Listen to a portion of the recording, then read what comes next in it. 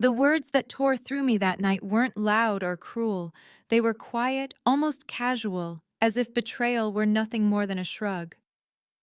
"Stop whining. It's already sold." That was what my son, my own flesh and blood, said to me. He stood in my kitchen with his arms crossed, as if he were the head of the household and not the boy I once cradled against my chest. I had just asked him how he could take his father's Rolex, the only thing I touched every morning to feel close to Frank, and sell it like it was a piece of old junk. I needed that watch not for money, but for memory. Yet Mike looked at me like I was pathetic, as though grief had an expiration date, and mine had passed 6 months ago, when Frank was lowered into the ground. Ashley, his wife, lifted her head from her phone and added her poison to the wound. "Honestly, Dorothy, clinging to material possessions isn't healthy. Frank wouldn't want you living in the past." She had been telling me what Frank would or wouldn't want since the funeral, always in that condescending tone that dripped like acid. She didn't know Frank. She never did. And she sure as hell had no right to tell me how to carry my grief. When Mike casually said the pawnshop's name, Golden State Pawn on Milwaukee Avenue, I knew I had to go there. He mentioned they got $800 for it, as if that was some sort of accomplishment. $800 for a Rolex my husband had worked overtime for 3 months to buy when Mike was born. A Rolex Frank wound every morning like clockwork, the sound of it ticking through the decades of our life together. The last time I held it was when the hospital handed it to me in a little plastic bag next to his wedding ring. How could my son not understand what that watch meant? The pawn shop was exactly as I pictured it, cramped, dim, and buzzing with cheap fluorescent lights. The man behind the counter, tattoos crawling up his arms, looked at me with weary eyes. Before I even opened my mouth, he asked, "You hear about the Rolex?" My heart dropped. Mike had already warned him. The man's name was Danny. He told me it was already sold, that someone had come in and bought it with cash that very morning. My chest caved in. Somewhere in Chicago, a stranger was wearing Frank's life on their wrist, and I would never see it again. Because my son needed pizza money for his Italian vacation. But then Danny lowered his voice and slid a small envelope toward me. "We found something hidden in the back. Real professional job had to be done by a jeweler." Inside was a folded piece of paper, yellowed with time, written in Frank's careful handwriting. "Dorothy's birthday, July 15th, 1955. The day I knew I'd marry her." Underneath, a series of numbers and letters. S457CH0815DS. My hands shook. In 43 years of marriage, Frank never once told me about a secret compartment in that watch. What else had he kept from me? Back home, I searched through decades of records. Frank had kept every statement, every tax return, every bill neatly filed. I was sure that code meant something: a password, an account number, a secret message. The letters and numbers nagged at me, taunting me. SS. Could it be Social Security? CH? Chicago 0815. Our wedding anniversary. DS? My initials. Dorothy Sullivan. My name woven into the code like a hidden vow. I sat for hours at Frank's desk, the paper burning in my hand. Then I tried the sequence as a login on a discreet Cayman Islands investment website. To my shock, it worked. When I entered the password, 071555, the night we met, the screen opened to reveal nearly $3 million. My world shattered in silence. For 43 years, Frank had convinced me we lived paycheck to paycheck. Coupons, patched shirts, quiet sacrifices, all while a secret fortune grew in the shadows. My first reaction was rage. Rage at the lies, rage at the deception. But then I clicked on a video file labeled "For Dorothy, Emergency Access Only."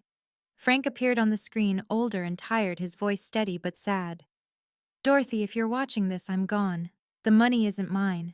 It was my father's, hidden before he died, meant to protect us if our family was ever in real danger." He explained everything: the inheritance, the investments, the careful secrecy. And then came the words that froze me. "If you're watching this, then something has gone wrong. I hoped you'd never need to." The next morning, I dug deeper into his records. His last deposit had been labeled "Emergency Liquidation." Frank had been selling properties in a hurry. Every one of them I discovered had been bought by a company called Sullivan Investments, LLC. My heart stopped. Sullivan. My son's name. My nephew Danny confirmed it within an hour. Mike owned the company. Mike, my son, who'd once called me Mommy in the night when storms frightened him, had been buying up Frank's properties behind our backs, digging at the fortune like a rat clawing through walls. And Frank had known. Months before he died, Frank had even hired a private investigator. The report was damning gambling debts, fraudulent loans, inquiries about inheritance law, even plans to have me declared incompetent so he could seize everything. My son had been planning to rob me, his own mother. And then came the sound of Ashley's key in the front door. She called out in that sickly sweet voice, "Dorothy, are you home?" They weren't visiting to check on me. They were hunting for secrets. I stayed frozen in Frank's chair, the private investigator's report trembling in my hand when Ashley's voice grew louder. Dorothy, Mike, and I stopped by before heading to the airport. They appeared in the doorway moments later, dressed for their luxury vacation. Mike's eyes immediately scanned Frank's desk, taking in the papers spread out before me. Ashley, wrapped in her expensive sunglasses and smugness, leaned forward, trying to glimpse my laptop screen.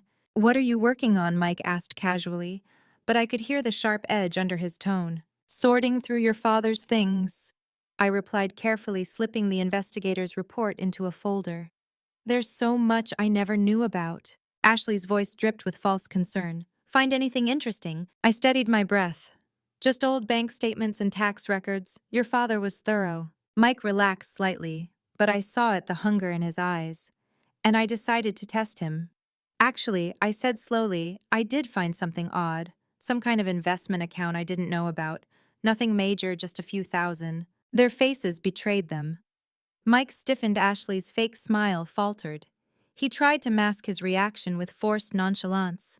"An investment account? What kind?" "I'm not sure," I answered, keeping my tone vague. "I might need an accountant to help me figure it out." Ashley's gaze sharpened. "We could help you with that. Mike's very good with financial documents." I thought of the report, the gambling debts, the fraudulent loans, the whispers of elder abuse. I forced a sweet smile. "That's kind, but I've already arranged a meeting with Frank's old accounting firm. They'll handle it." Mike's jaw clenched. "Mom, those guys charge $300 an hour. I can look at it for free." "I can afford $300 an hour, Mike." My words sliced the air between us, and the silence that followed was thick with unspoken war. Ashley's mask slipped, venom seeping into her voice. "What about that code you found in the watch?" "Maybe Mike should take a look." I rose from the chair, standing tall despite the tremor in my knees. "That's none of your business. It was a private message from Frank. For me." Mike's face hardened, his voice taking on that insufferable, patronizing tone. "We're family, Mom. There shouldn't be secrets between us." "Secrets?" I nearly laughed. "Like the gambling debts, the fraudulent loans, or perhaps the company you set up. Sullivan Investments, LLC." The color drained from Mike's face. Ashley sputtered, but her voice turned sharp, hostile. "You crazy old woman, you don't know what you're talking about." I stepped closer, my voice steady and cold. "Frank knew everything. He hired a private investigator. Every debt, every plan, every lie, it's all documented. He spent the last year protecting me from his own son." Mike slumped against the doorframe, the fight leaving his body as though his strings had been cut. How he whispered, "Your father prepared for this. He protected me even after death." I let my eyes burn into his. "And that code you wanted, it's worth more money than you can imagine, but you'll never touch it." Ashley tugged at Mike's arm. "We need to leave now." Her eyes shot daggers at me as she hissed, "This isn't over." "Yes, it is," I replied. "It ended the moment you decided I was worth more to you dead than alive." The slam of the door echoed like a gunshot, but deep inside I knew this was only the beginning. 2 mornings later, the doorbell rang. Through the peephole, I saw a woman in a tailored suit and a man clutching a briefcase. "Mrs. Sullivan," she said smoothly when I opened the door. "I'm Catherine Wells, and this is David Kim. We represent your son Michael in some family legal matters." "I didn't invite them in. What can I do for you?" Catherine's smile was polished and expensive. "Your son is concerned about your well-being. We've drafted documents that would grant him temporary power of attorney over your finances just until you've had time to grieve. The private investigator's warning rang in my head. So it was true. Mike was ready to have me declared incompetent. And who determines when my grieving period is over, I asked. Her smile faltered. That would be at your discretion, of course. David's tone was firmer, colder. If you refuse, we may have no choice but to petition the court regarding your competency. Accessing offshore accounts, making erratic financial decisions. These raise red flags, Mrs. Sullivan. I leaned against the doorframe, staring at them with all the fire Frank had left me. Tell my son this threats only work when the person you're threatening doesn't have better lawyers than you do. I shut the door in their faces. My hands shook, but my mind was clear. I dialed the number hidden in Frank's files. Thomas Chen answered calm and certain as if he had been waiting for me. Mrs. Sullivan, he said your husband prepared everything. He knew this day might come. The defense package is ready. For the first time in months, I felt the tremor of hope. Frank had left me more than money. He'd left me the means to fight back. Thomas Chen's office smelled of leather and old books, the kind of place where truth was stitched into every polished corner. As I sat across from him, my heart pounded with both dread and relief. Spread out before me was a mountain of evidence Frank had quietly collected in his final month's bank records, showing Mike's gambling losses, loan applications, riddled with fraud transcripts of conversations he never knew were being recorded. Frank had wired our home with audio, perhaps even video. My husband, the man I thought was simply cautious with money, had been building a fortress of proof against his own son. Thomas's voice was calm, precise. Your husband anticipated every angle of Michael's plan. He wanted to ensure you could never be declared incompetent. This folder contains enough to crush any legal petition before it even reaches the judge. I picked up one of the transcripts, my hands trembling. Mike's voice filled the page, cold and calculated. He had sat in my kitchen casually joking with Ashley about shoving me into a home and getting the paperwork started. To think I had poured him coffee at that same table while he plotted my erasure from the life Frank and I had built together. My stomach churned, but beneath the nausea rose a heat fury wrapped in clarity. Thomas slid another envelope toward me, sealed in Frank's careful handwriting. He left this for you, Mrs. Sullivan. Said it was to be opened only if Michael ever revealed his true intentions. Inside was a letter. My dearest Dorothy, if you are reading this, then Mike has tried to take from you what I spent my life protecting. The money was never about wealth. It was about security, about giving you freedom if our son's worst instincts came true. Every dollar in that account exists because I mirrored his own investments in secret. He bragged about his schemes, and I followed quietly behind him, turning his greed into our safeguard. Use it wisely, use it to survive him, and most of all, use it to choose how this story ends. Forever yours, Frank. Tears blurred the ink, but in my chest something hardened. Frank had left me not just wealth, but the weapon Mike could never wield, choice. The following morning, the storm broke. 3 black SUVs rolled up to Mike and Ashley's home across the street. Men in FBI jackets began hauling out boxes of files, computers, entire cabinets. From my kitchen window, I watched the empire of lies collapse under its own weight. My phone rang. Mike's number. His voice was frantic, strangled. Mom, what did you do? I protected myself, I said evenly, my gaze fixed on the agents carrying out his life piece by piece. You don't understand. This will destroy us. You destroyed yourself, I replied. Frank only left a record of the truth. Ashley's shrill voice screeched in the background. You vindictive witch, you've ruined everything. No, Ashley, I whispered into the phone. Frank ruined nothing. He built walls so you could never bury me alive. The line went quiet except for Mike's uneven breathing. Then in a voice small and broken, he whispered, When did I become this? When did I become the kind of son who'd rather see his mother gone than alive? I closed my eyes, remembering him as a boy, his hand slipping into mine on the way to school. It happened the moment greed meant more to you than love. Later that day, neighbors whispered apologies.